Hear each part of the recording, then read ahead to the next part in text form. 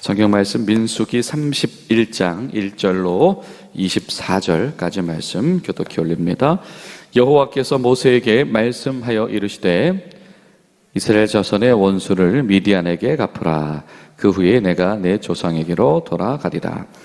모세가 백성에게 말하여 이르되 너와 함께 있는 사람들 가운데서 전쟁에 나갈 사람들을 무장시키고 미디안을 치러 보내어 여호와의 원수를 갚되 이스라엘 모든 지파의 각 지파에서 1000명씩을 전쟁에 보낼지라 하매 각 지파에서 1000명씩 이스라엘 100만 명 중에서 12,000명을 택하여 무장을 시킨지라.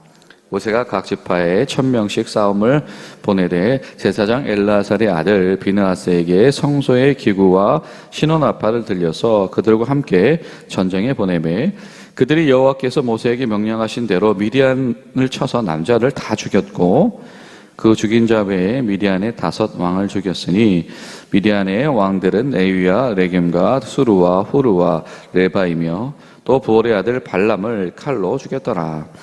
이스라엘 자손이 미디안의 부녀들과 그들의 아이들을 사로잡고 그들이 가축과 양떼와 재물을 다 탈취하고 그들이 거처하는 성읍들을 졸락을 다 불사르고 탈취한 것, 노략한 것, 사람들과 짐승을 다 빼앗으니라. 그들이 사로잡은 자와 노략한 것과 탈취한 것을 가지고 여리고 맞은편 요단강 가 모압 평지의 진영에 이르러 모세와 제사장 엘르아살과 이스라엘 자손의 회중에게로 나오니라. 모세와 제사장 엘르아살과 회중의 지도자들이 다 진영 밖에 나가서 영접하다가 모세가 군대의 지휘관 곧 싸움에서 돌아온 천부장들과 백부장들에게 노하니라. 모세가 그들에게 이르되 너희가 여자들을 다 살려두었느냐? 보라 이들이 발람의 꾀를 따라 이스라엘 자손을 부올의 사겐에서 여호와 앞에서 범죄하게 하여 여호와의 회중 가운데서 연병이 일어나게 하였느니라. 그러므로 아이들 중에서 남자는 다 죽이고 남자와 동침하여 사내를 아는 여자도 다 죽이고 남자와 동침하지 아니하여 사내를 알지 못하는 여자들은 다 너희를 위하여 살려둘 것이니라. 너희는 이래 동안 진영 밖에 주둔하라. 누구든지 살인자나 죽임을 당한 사체를 만지는 자는 셋째 날과 일곱째 날에 몸을 깨끗하게 하고 너희의 포로로 깨끗하게 할 것이며 만든 것과 염소털로 만든 모든 것과 나무로 만든 모든 것을 다 깨끗하게 할지니라. 제사장 엘르아살이 싸움에 나갔던 군인들에게 이르되 이는 여호와께서 모세에게 명령하신 율법이라. 금, 은, 동, 철과 주석과 납 등의 불에 견딜 만한 모든 물건은 불을 지나가게 하라. 그리하면 깨끗하려니와 다만 정결하게 하는 불로 그것을 깨끗하게 할 것이며 불에 견디지 못할 모든 것은 물을 지나가게 할 것이라. 너희는 일곱째 날에 옷을 빨아서 깨끗하게 한 후에 진영에 들어올지니라. 아멘. 오늘도 우리를 온전케 하신 하나님 앞에서 복된 하루 되시기를 간절히 소망합니다. 아무튼 이 발람의 이름은 참 듣고 싶지도 않은 이름이 되어져 버렸죠.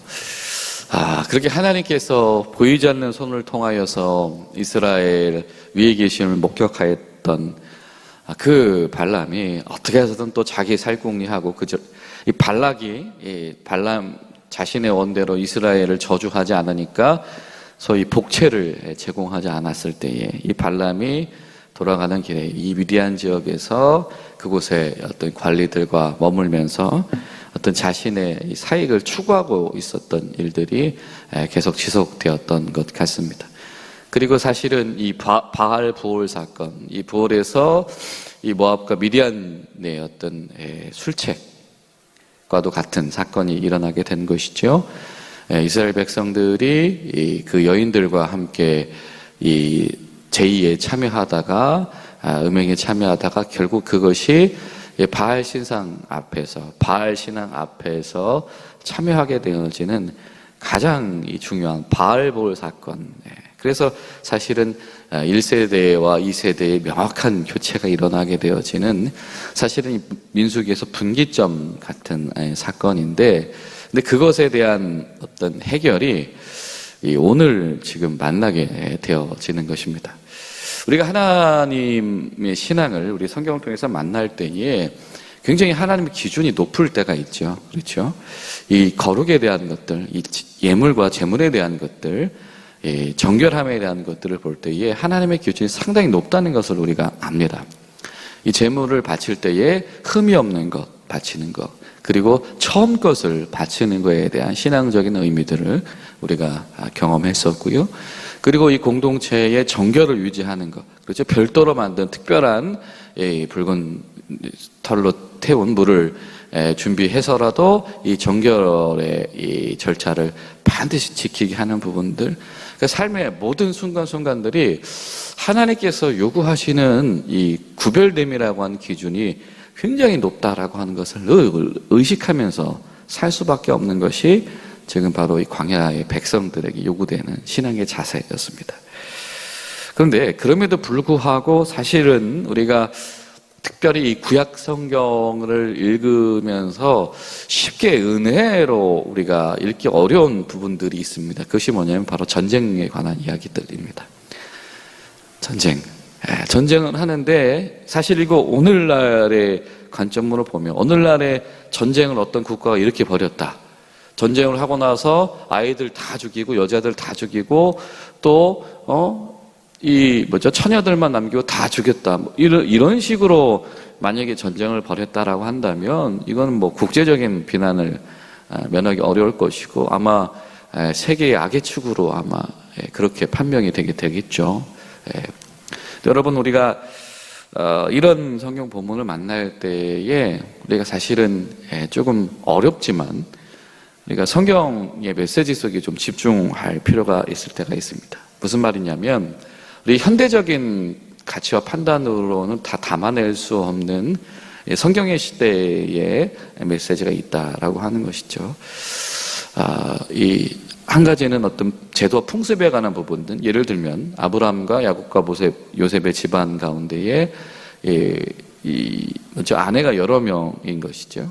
그것이 현대의 우리의 어떤 일부 일처제 관점으로는 이거는 이해할 수 없는 당시 그들만의 살아가는 방식에 대한 부분들입니다. 이 친척끼리 결혼하는 문제들, 이것도 이 우물을 파는 문제, 우물을 중심으로 해서 지파 형성되어지는 이 고대 사회에 독특한 이유가 있다라고 하는 것입니다. 그 우물을 다른 지파에게 내어줄 수 없기 때문이죠. 그런 어떤 이 풍습에 관한 것들이 고려되어야 된다라고 한다면 사실 이 전쟁은 철저하게 신앙적인 의미로 해석이 되어져야 합니다. 하나님께서 모세에게 주신 마지막 직무와 또 다름없는 것이 이 진멸 전쟁을 지시하는 것이었고 이것에 대한 후속 조치를 하는 것이었습니다. 전쟁을 하는데 미디안과 전쟁을 하는데 어떻게 전쟁하냐면 진멸하는 전쟁을 해라라고 하는 것입니다. 남겨두지 않는다. 그런 질문이 생겨요.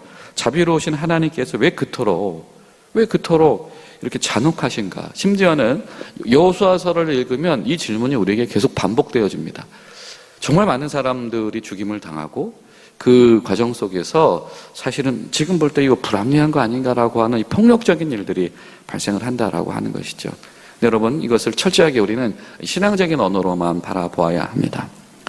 이 진멸이라고 하는 것은 어떤 의미를 가지고 있냐면 한 두 가지 정도의 의미가 있는데요. 첫 번째는 뭐냐면 그것이 하나님 보시기에 역겨운 것이다라고 하는 것입니다.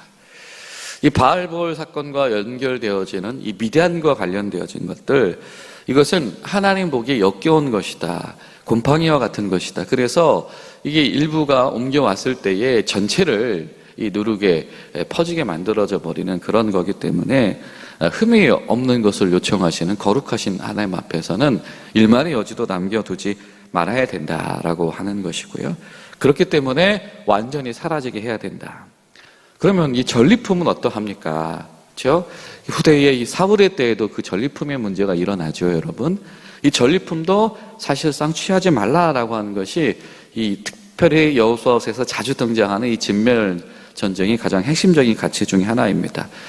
그것이 가져오고 있는 후속의 어떤 여파들, 그것 때문에 타락도 하고 사람들이 탐욕의 문제도 생기고 그렇기도 하지만 신앙적으로는 이 어떤 의미가 있냐면 그것이 사람의 것이 아니다라고 하는 겁니다. 아주 간단합니다. 사람의 것이 아니다. 진멸되고 그 과정 속에서 생겨난 전리품의 문제는 사람의 것이 아니다. 그럼 누구 거야?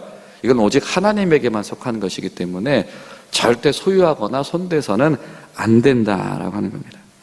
하나님께 바쳐지고 하나님의 것이기 때문에 가져도 안 되고 취해도 안 된다. 이거는 하나님의 기준에 도전하는 것이다. 결국에는 이 하나님의 기준에 도전하면 뭐예요? 지금 이 전쟁의 동기가 무엇이었습니까? 하나님을 대적하는 것, 역겨운 것들에 대한 전쟁이었잖아요. 그 전쟁의 대상과도 다를 바가 없어지게 되는 것이 바로 이 진멸전쟁의 전리품에 손을 대는 것입니다.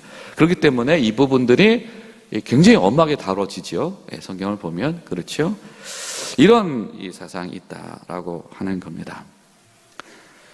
그래서 실수로라도 만지거나 소유하지 않고 살아가기 위해서 애써야 한다라고 하는 것이죠. 그렇기 때문에 실수로라도 하나님 앞에서 뭐예요? 역겨운 상황이 되지 않는 것, 실수로라도 이것을 소유하지 않게 하는 유일한 방법은 뭡니까? 아예 없애버리는 것입니다. 그래서 이 진멸이라고 하는 이 사상이 나오게 되는 거죠. 아예 연관도 못 지게 하고 가지지도 못하게 하는 거. 그러니까 여러분, 이거는 이 도덕으로 접근해서는 결코 우리가 답을 얻을 수 없는 말씀이고요. 이건 철저하게 어떤 신앙적인 원리 속에서 우리가 다 알 수 없는 이 하나님의 경륜 안에서 이것은 품어야 합니다. 우리에게 필요한 것은 사실상 오늘날 우리가 이렇게 전쟁을 하진 않지요. 우리에게 필요한 것은 이 진멸하게 하는 하나님의 요청의 목적, 그 완전한 목적의 의미다라고 하는 것이죠. 하나님 앞에서 얼마나 온전함을, 완전함을 의식해야 하는가라고 하는 겁니다. 3절을 보면 이 여호와 앞에서의 원수를 갚아라라는 표현이 등장을 합니다. 성경에서 굉장히 파격적인 표현이 등장을 하지요. 자, 이 미디안은 하나님 앞에서 원수가 된 자들이다. 아니, 이스라엘 백성이 그들 때문에 이 바알을 숭배하는 사건이 일어나는 것을 하나님은 하나님의 원수다, 하나님의 대적으로 간주하신다라고 하는 것입니다. 그래서 지금 각 지파에다 빠짐없이 1,000명씩 숫자가 많은 지파건 적은 지파건 똑같이 이 군대를 차출해서 전장터로 내보내야 했습니다. 그래서 이 진멸이라고 하는 전쟁을 하나님께서 우리에게 요구하시는데, 하나님 보시기에 그냥 지나가시지 않더라라고 하는 것이죠. 여러분, 우리가 하나님의 거룩을 우리가 의식한다라고 할 때에 하나님의 때로는 기억하고 계신다라고 하는 것, 그 부분, 우리 가운데 있는 그 불신앙의 요소들을 하나님 앞에서 하나 둘씩 정리해 나갈 수 있는 것, 이것이 바로 여러분 신앙의 성숙이고 이것이 약속의 땅에 다가가는 자들의 자세이다라고 하는 것입니다. 그리고 이 완전해야 된다라고 하는 것은 이 후속 조치에도 이어지게 되죠. 무엇입니까?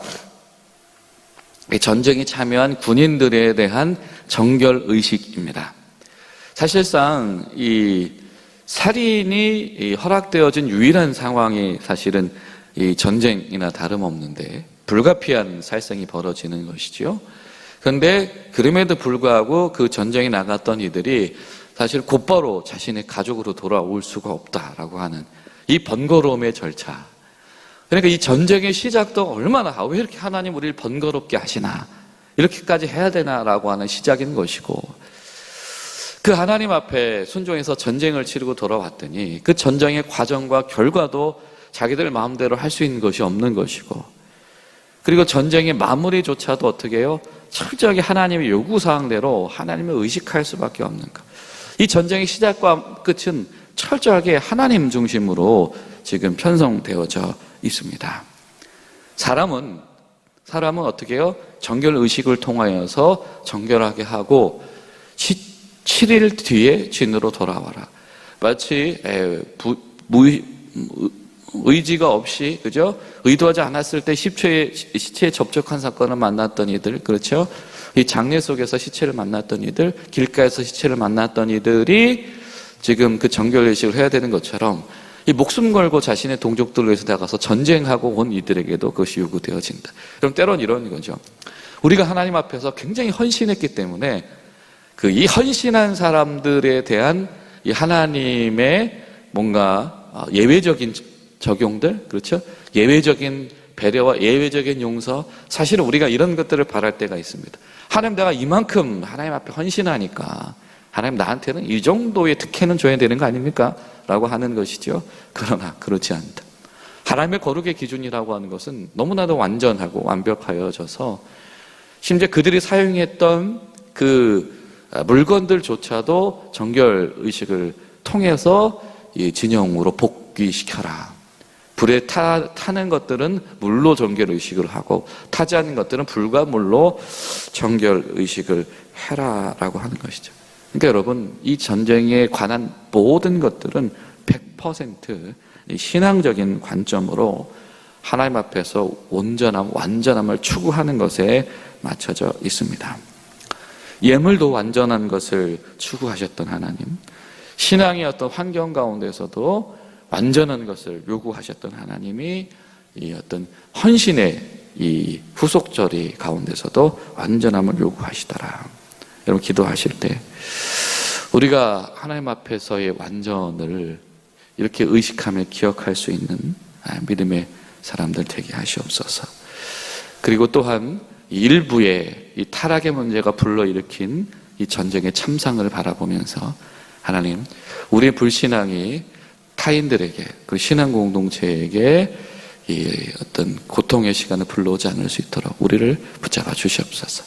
기도하며 나아가는 저 여러분들 되시기를 예수님의 이름으로 부탁을 드립니다. 기도하시겠습니다. 하나님, 오늘도 주의 은혜 가운데서 저희들이 하루를 시작하게 하시니 감사드립니다. 하나님, 하나님의 원하시는 바, 하나님의 완전함과 주 앞에서의 성결과 신앙적으로 하나님 가운데서 조금도 역겨운 대상이 되지 않는 것, 하나님, 우리가 그 신앙의 유산들을 우리가 취할 수 있도록 도와주시옵시고, 우리가 현재의 도덕으로, 현재의 가치 판단으로 이 전쟁을 바라볼 수는 없지만 그 속에서 하나님께서 이스라엘 백성들에게 요구하셨던 하나님 보시기에 완전함들이 우리 가운데서 현대의 언어로 오늘의 우리의 삶 가운데서 적용되어지고 회복되어질 수 있도록 인도하여 주시옵소서.